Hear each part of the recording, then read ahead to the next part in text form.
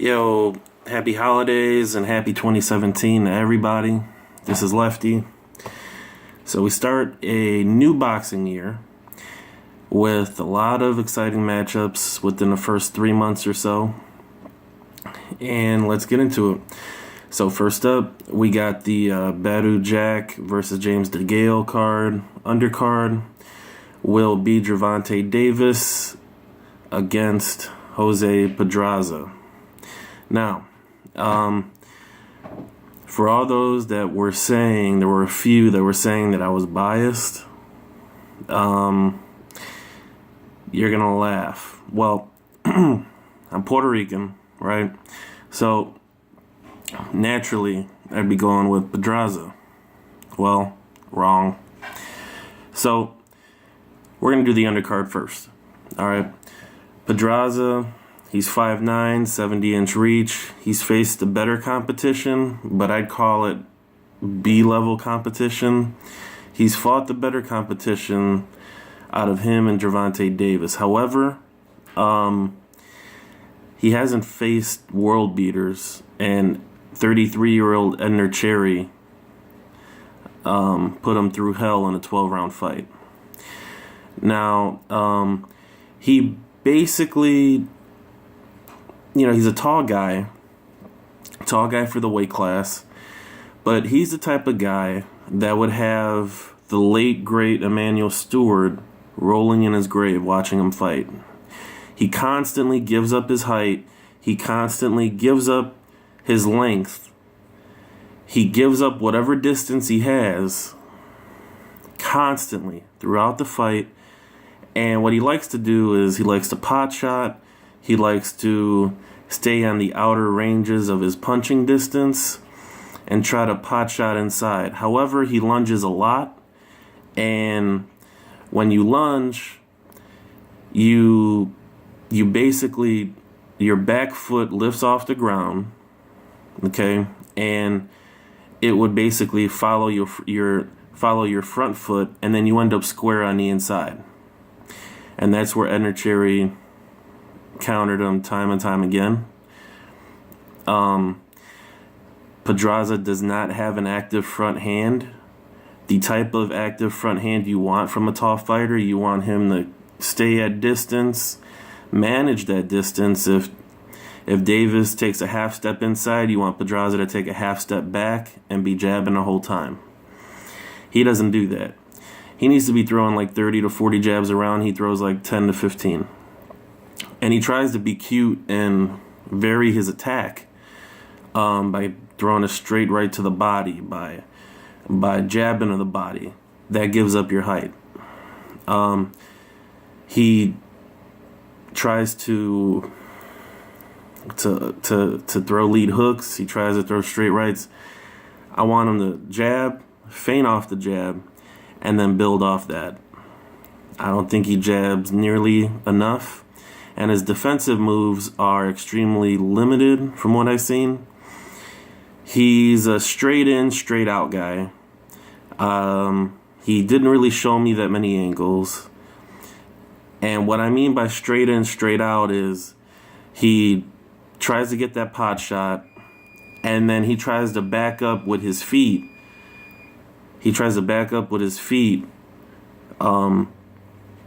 Before you can get a shot off. So if you have good reflexes and you know that pot shot's coming, you can time him. And that's what he's susceptible to in this fight, is that he shouldn't be pot shotting, lunging inside, and then trying to step back out of range before you throw. He should be, if he's gonna pot shot, and then turn or pivot. That's what he should be doing, but he's not doing that. Which brings me to Gervonta Davis's part in this fight. 5'6", 67-inch reach. He can do whatever in this fight. Okay, I would rather see him move. He's mostly known for what his nickname is. His nickname is Tank, so you would expect him to be brawling, and that's what he loves to do. That's his temperament as a fighter. However, there were spots where he was really successful, turning guys and slowing down his punch output and doing what Pedraza's trying to do, except he's the correct height to do it. And he's got faster hands, and he's probably got heavier hands too. So what I would like to see from Davis is to be on the outside, use his lateral movement. He utilizes better turning angles than Pedraza does. So I want to see that. And I think he's going to do that, especially if Floyd has been mentoring him. He should be able to do that. So another facet to Gervonta Davis's game is his countering game. So Pedraza squares up when he tries to lead with that right, or when he tries to leap inside, or whatever kind of offensive attack he does from out of range into the middle inside range. He squares up sometimes when he does that. Gervonta Davis has got a lethal left uppercut, and he's got a pretty good right check hook. And so those are the shots that I want to see him get off, especially when Pedraza throws that right hand to the body. I think Gervonta Davis is going to be ready for a left uppercut, and I think that's what is probably going to end the fight, or at least turn the fight in Gervonta Davis's favor.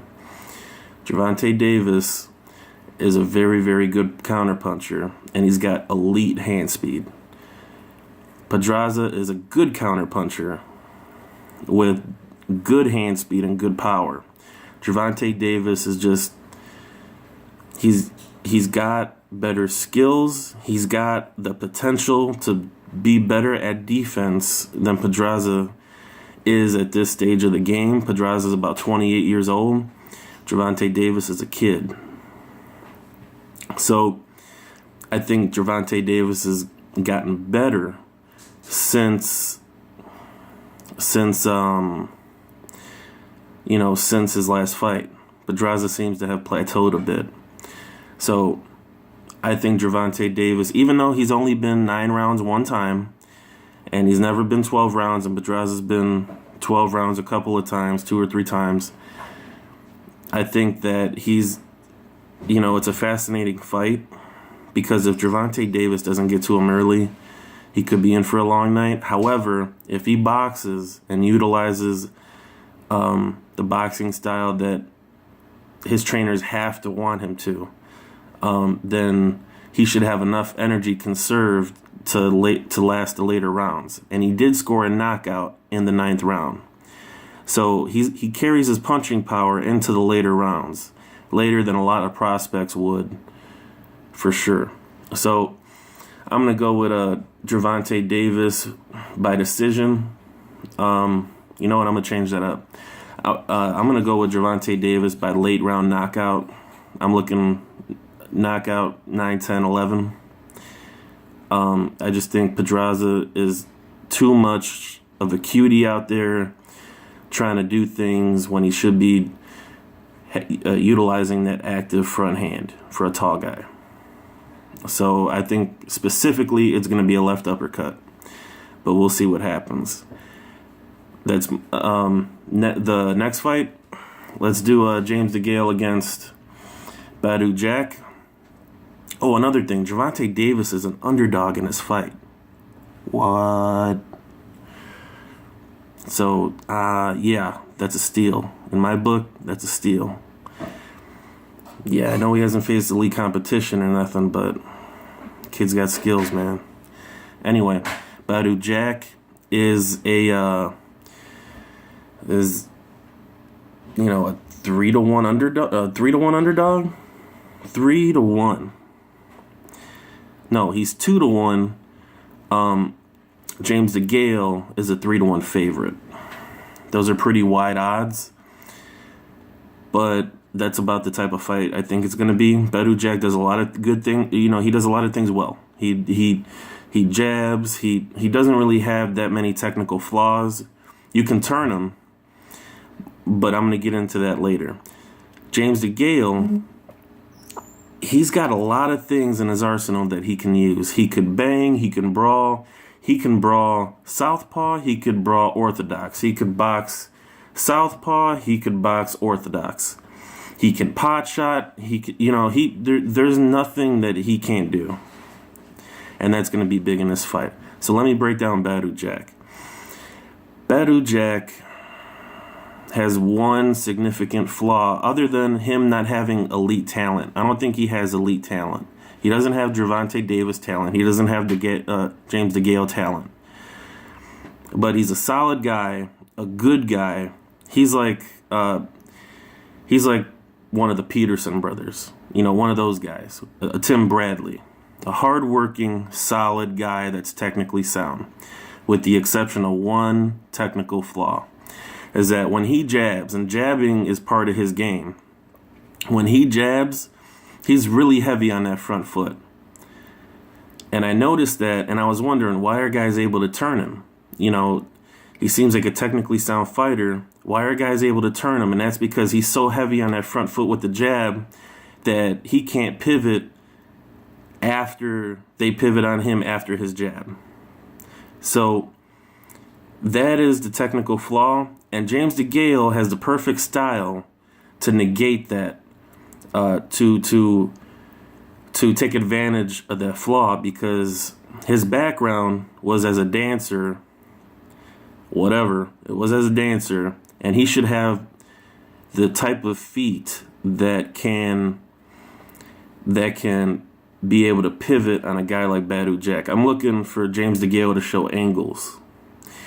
And the thing about James DeGale is if one thing doesn't work, he's going to try something else. If that doesn't work, he's going to try something else. Like I said, he can brawl and box from both stances at will. So, and he does everything well. He can jab, he can power punch, he can throw to the body, he can uppercut in both stances. So if something doesn't work, he's going to try something else. If Badou Jack's style doesn't work, if someone's turning him or countering off of that heavy jab, off of that heavy front foot, he's going to have a tough time because he doesn't adjust mid-fight. Whatever Badou Jack brings to the ring, he's going to stay with, and he's going to ride or die with it. That's why he had a draw against a B-level opponent. I want to say it was Paraban earlier, and Paraban just waited for Badou Jack to commit with that heavy front foot behind that jab, and he countered him all night. Countered him, moved. Countered him, pivoted. Countered him, turned him. And that's all he did. And Badou Jack was lucky to get out with a draw. So I'm looking for DeGale decision. And I'm looking for Gervonta Davis knockout somewhere in between the 9th and the 11th rounds. So this is Lefty.